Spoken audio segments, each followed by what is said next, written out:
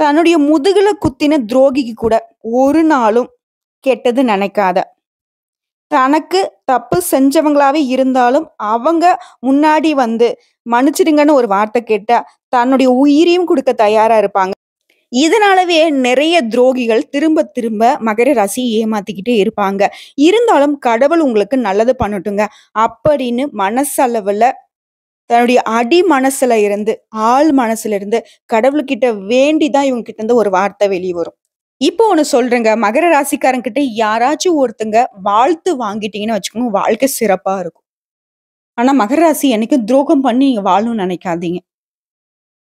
பாவங்க அவங்க. ஒரு குழந்தை மனம் கொண்டவங்க. குழந்தை கூட தன்னுடைய பிடிக்காத விஷயத்துக்கு எதிர்ப்பு தெரிவிக்கும். ஆனா அத கூட இவங்களுக்கு வந்து வெளிப்படுத்த மாட்டாங்க. மகரத்த பொறுத்தவரைக்கும் இவங்க குணநலங்கள் இப்படிதான். தாட் பூட்ன்னு பேசுவாங்களே தவிர்த்து மனசளவுல எதுவுமே இவங்களுக்கு நிக்காது. நீங்க செஞ்ச தப்ப கூட இவங்க மறந்துருவாங்க. நீங்களா ஞாபகப்படுத்தினா கூட, "அட பரவாயில்லைங்க விடுங்க." இப்படிதான் இருப்பாங்க. இப்படிப்பட்ட சுயநலமற்ற, பொதுநலமா வாழக்கூடிய மகரத்திற்கு, இந்த தலைப்பு பார்த்த உடனே மகர ராசிக்காரங்க யோசிப்பாங்க. யாரு நாங்களா? சிங்கம் மாதிரி சிம்மாசனத்துல அமரப் போறோங்களா? 10 விஷயம் எங்களுக்கு குரு பகவானுடைய வக்ரகதியினால நல்லது நடக்க போகுதா? அப்படின்னு யோசிப்பீங்க.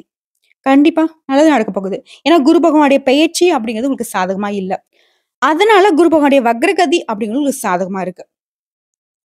10 விஷயம் நிச்சயமா நடக்க போகுது. அந்த 10 விஷயம் உங்களுக்கு பக்காவா இருக்கிறதுனால தான், அக்டோபர் 9ஆம் தேதியில இருந்து சிம்மாசனத்துல அமரப் போறீங்க.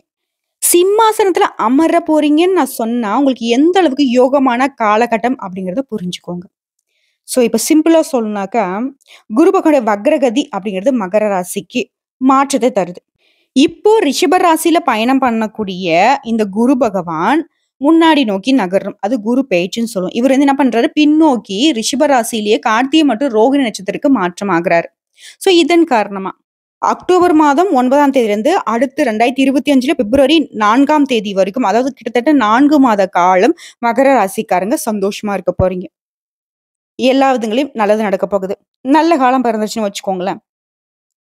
குரு பார்க்க கோடி நன்மை, குரு பார்த்தால் கோடி பாவங்களும் விலகி போகும். இதுதாங்க நாங்க ஜோசியத்துல பேசக்கூடிய விஷயம். அப்படி குரு வந்துட்டு உட்காரக்கூடிய இடத்திற்கு ஒரு பலன். அவர் பார்வைப்படுறதுக்கு ஒரு பலன். அவருடைய நகர்வுக்கு தகுந்த மாதிரி ஒரு பலன் இருக்கு. எல்லா விதங்களையும் சுபகிரகமாக வலம் வரக்கூடிய குரு பகவானுடைய வக்ரகதி அப்படிங்கிறது மகர ராசிக்கு உங்கள மேல தூக்கி வைக்கக்கூடிய காலகட்டம் அப்படின்னு நான் சொல்றேன். அது என்னென்ன அப்படிங்கிறது நம்ம லிஸ்ட் போட்டு பார்க்கலாமா? மகர ராசியை பொறுத்த வரைக்கும் ரொம்ப நாள் திருமணம் ஆயிடுச்சு. குழந்தை வரம் இல்ல. இல்ல ஆல்ரெடி ஒரு குழந்தை இருக்கு. 2வது குழந்தை, 3வது குழந்தைக்கு ரொம்ப நாளா பார்த்துக்கிட்டு இருக்கீங்க. இப்படிப்பட்டவங்களுக்கு கூட குழந்தை வரம் கிடைக்கும். ஆனா அந்த குழந்தை வரம் கிடைக்கும்போது ரொம்ப ஜாக்கிரதையா இருக்கணும். என்னங்க நல்லதும் சொல்றீங்க, அது கூடவே கொஞ்சம் எச்சரிக்கை சொல்றீங்க அப்படின்னாக்கா, ஆமாங்க ஒண்ணும் இல்ல உங்ககிட்ட நான் 1 கோடி ரூபாய் பணம் குடுக்குறேன் அப்படின்னா, பத்திரமா எடுத்துட்டு போன்னு சொல்றது கடமை தானே. அதேதாங்க. நல்லது நடக்க போகுது. அந்த நல்லத கெட்டியா பிடிச்சுக்கோங்கன்னு நான் சொல்றேன். மேலும் இந்த குருவோட சேர்த்து உங்களுடைய ராசிக்கு அதிபதியா இருக்கக்கூடிய சனி பகவானும் சரியாக இருக்கிறதுனால எல்லாமே உங்களுக்கு நல்லதாவே நடக்க போகுது. நினைச்சது நடக்கும். நீங்க எதிர்பார்த்த விஷயம் நடக்கும். நீங்க எதிர்பாராதது கூட எல்லாமே நல்லதாவே நடக்கும். முக்கியமா நீங்க ஒரு வரம் வேண்டுறீங்கன்னு வச்சுக்கோங்களேன். கடவுள்கிட்டயா இருக்கட்டும், இல்ல ஏதாவது ஒரு தேவைய வந்துட்டு மனசுல நினைக்கிறீங்க அப்படின்னாக்க, நீங்க அத வெளிப்படையா வாய் திறந்து கேட்கறதுக்கு முன்னாடியே அது உங்க கைக்கு வந்து சேரும். அப்படின்னு எப்படிப்பட்ட ஒரு யோகமான அமைப்பு, யோகமான காலகட்டம்ங்கிறத புரிஞ்சுக்கோங்க. 2வது ஒரு விஷயம். உங்களுக்கு புதிய வேலை வாய்ப்புகள் கிடைக்கும். ப்ரமோஷனுடன் கூடிய சம்பள உயர்வு கிடைக்கும். பிடித்த இடத்திற்கு இடமாற்றம் கிடைக்கும். வேலை செய்றவங்களுக்கு இப்படி. அதுவே மாணவர்கள பொறுத்தவரைக்கும், படிப்புல நிலவி வந்த பிரச்சனைகள் சரியாகும். படிப்புல ரொம்பவே சுட்டியா இருக்க போறீங்க. கெட்டிக்காரரா ஆக போறீங்க. நீங்க நல்லா படிக்கிறதுனால நல்ல மதிப்பெண் கிடைக்கும். ஆசிரியர்கிட்ட, பெற்றோர்கிட்ட பாராட்டுகள் உண்டு. சக மாணவர்களும் உங்களுக்கு ஆதரவா இருப்பாங்க. உங்களுடைய நட்பு வட்டாரம் விரிவடையக்கூடிய காலகட்டம். 3வது விஷயம். சொந்தமா தொழில் செய்யக்கூடிய மகர ராசிக்கு வியாபாரமும் சரி, தொழிலையும் சரி நல்ல முன்னேற்றம் கிடைக்கும். தொழில விரிவுபடுத்த போறீங்க. குறைந்த முதலீட்டுல அதிக லாபம் உண்டு. அடுத்ததா உங்களுடைய வாழ்க்கையில உங்களுடைய உடன்பிறப்புகளுக்கு ரொம்ப பங்கு கொடுப்பீங்க. அதாவது அவங்க மேல பாசம் அதிகம். அவங்களுடைய வாழ்க்கைக்காக நிறைய விஷயங்களை தியாகம் பண்ணியிருப்பீங்க. அப்படி உங்களுடைய தங்கை மற்றும் அக்காவின் குடும்ப வாழ்க்கையில் ஏற்படுத்த பிரச்சனைகள் கூட சரி செய்ய போறீங்க. அந்த பிரச்சனையும் உங்களுக்கு வந்துட்டு ரொம்ப வந்து மன உளைச்சலுக்கு ஆளாகிடுச்சு இல்லையா? என்னடா இது அக்காவோட வாழ்க்கை இப்படி ஆயிடுச்சு, தங்கச்சியுடைய வாழ்க்கை இப்படி ஆயிடுச்சு அப்படின்னு சொல்லிட்டு, அவங்களுடைய வாழ்க்கை கூட பெண்களா இருந்தீங்கன்னாக்கா அண்ணாவோட வாழ்க்கை, தம்பியோட வாழ்க்கை அப்படின்னு சொல்லிட்டு உடன்பிறப்புடைய வாழ்க்கைய பத்தி கவலைப்பட்ட காலம் மாறப்போகுது. அவங்களுடைய வாழ்க்கையில இருக்கக்கூடிய பிரச்சனைகள் தன்னால சரியாக போகுது. அடுத்ததான் 4வது விஷயம். நீங்க ஏற்கனவே பார்த்து வரக்கூடிய வேலையில மே மாதத்துக்கு அப்புறம் திடீர்னு ப்ரமோஷன் கிடைக்கும். திடீர் ப்ரமோஷன்னா டீம் லீடர் ஆகுறது, மேனேஜர் ஆகுறது இந்த மாதிரின்னு வச்சுக்கோங்களேன். தனியார் துறையா இருக்கட்டும், அரசாங்க உத்தியோகமா இருக்கட்டும், பதவி உயர்வுகள் உண்டு. ஸோ வேலைய பொறுத்தவரைக்கும் சிம்மாசனத்துல அமரக்கூடிய காலகட்டம். சும்மா ராஜா மாரி இருக்க போறீங்க. ராஜா பகதூர் மாரி இருக்க போறீங்க. ஆணா இருக்கட்டும், பெண்ணா இருக்கட்டும். தொழில் ரீதியா உங்க கை ஓங்கி நிக்க போகுது. ஏன்னா, மகரத்த பொறுத்தவரைக்கும் தன்னுடைய உயர்வ மட்டும் பார்க்க மாட்டீங்க. நீங்க உயர்வு அடைஞ்சீங்க அப்படின்னாக்க, குடும்பமும் சரி, நட்பு வட்டாரம் சரி, உங்ககிட்ட வேலை செய்யக்கூடிய ஆட்களுக்கும் சரி, நல்ல காலம்னு வச்சுக்கோங்களேன். ஒரு மரத்துக்கு தண்ணி ஊத்துனா, அந்த மரத்துல இருக்கக்கூடிய சின்ன சின்ன குருவிகள்ல இருந்து, அத நம்பி வாழக்கூடிய மனுஷங்க வரைக்கும் வாழ்க்கை நல்லா இருக்கும் இல்லையா? அதே மாரி தான். மகர ராசி நல்லா இருந்தீங்க அப்படின்னாக்க, நிறைய பேருடைய வாழ்க்கைக்கு வெளிச்சம் உண்டு. அடுத்ததா 5வது ஒரு விஷயம். பணத்த சேமிக்க முயற்சி பண்ணுங்க. பணம் தான் பல விதத்துல வருதே அப்படின்னு சொல்லிட்டு, கண்ட மேனிக்கு செலவு பண்ணாதீங்க. செலவுகள்ல கொஞ்சம் இறுக்கி பிடிச்சு பண்ணுங்க. ஆனா, உங்களுக்கு வரக்கூடிய செலவு எல்லாமே சுப செலவுகளா தான் இருக்கும். மகரம் எப்பவுமே வந்துட்டு வீண் செலவு செய்ய மாட்டீங்க. இருந்தாலும் சொல்றேன். வீடு கட்டுறதுக்கான யோகமான அமைப்பு இருக்கு. ரொம்ப நாளா கனவு இருந்துச்சு இல்லையா? பழைய வீட்ட புதுப்பிக்கணும். புதுசா வந்துட்டு நிலம் வாங்கி வீடு கட்டணும். சொத்து சேர்க்க பண்ணணும்ன்ற ஆசை இருந்துச்சு இல்லையா? அந்த ஆசைகள் எல்லாமே நிறைவேற போகுது. அடுத்து 6வது. நிலத்துல ஏற்படுந்த நிலத்தகராறு. அண்ணன் தம்பி பிரச்சனை. அங்காளி பங்காளி பிரச்சனை. கோர்ட்டு கேஸ்ன்னு அலைஞ்சிட்டீங்க. சோ பூமி சம்பந்தப்பட்ட எல்லா பிரச்சனைகளுமே சரியாக போகுது. நீங்க கோர்ட்டு கேஸ்ன்னு அலைஞ்சிட்டு இருந்தா, கோர்ட்டு மூலியமாவும் உங்களுக்கு சாதகமான அமைப்பு இருக்கு. இல்ல மற்றவர்களால பஞ்சாயத்து மூலியமாவே அந்த சொத்து உங்கள வந்து சேரும். முக்கியமா பூர்வீக சொத்து சம்பந்தப்பட்ட பிரச்சனைகள் சரியாக போகுது. உங்களுக்கு வரக்கூடிய செலவ சுப செலவுகளா மாத்துறது உங்களுடைய கையில தாங்க இருக்கு. வீண் செலவா, விரைய செலவா, இல்ல வந்துட்டு சுப செலவா, நமக்கு சாதகமான செலவா அப்படிங்கிறத மகர ராசிக்காரங்கள் தான் பார்த்துக்கணும். அடுத்து 7வதா ஒரு விஷயம். சொந்தமா வீடு கட்டுறதுக்கு வாய்ப்பு இருக்குன்னு சொன்னேன் இல்லையா?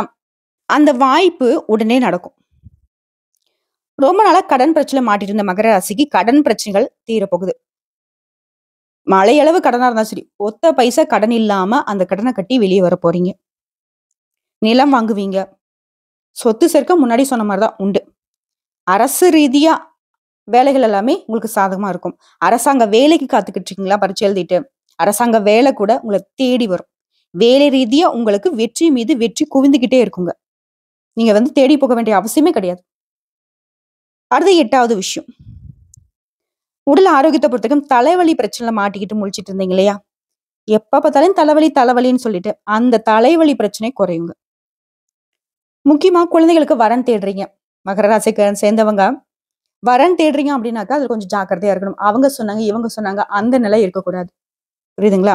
முக்கியமா நம்ம குழந்தைகளுக்காக வரன் பார்க்கிறோம் அப்படின்னாக்கா, நம்ம களத்துல இறங்கி தான் தேடி பார்க்கணும். அடுத்து குடும்ப உறவுல இருந்த சிக்கல்கள் சரியாக போகுது. கணவன் மனைவி உறவுல இருந்த பிரச்சனைகள் சரியாக போகுது.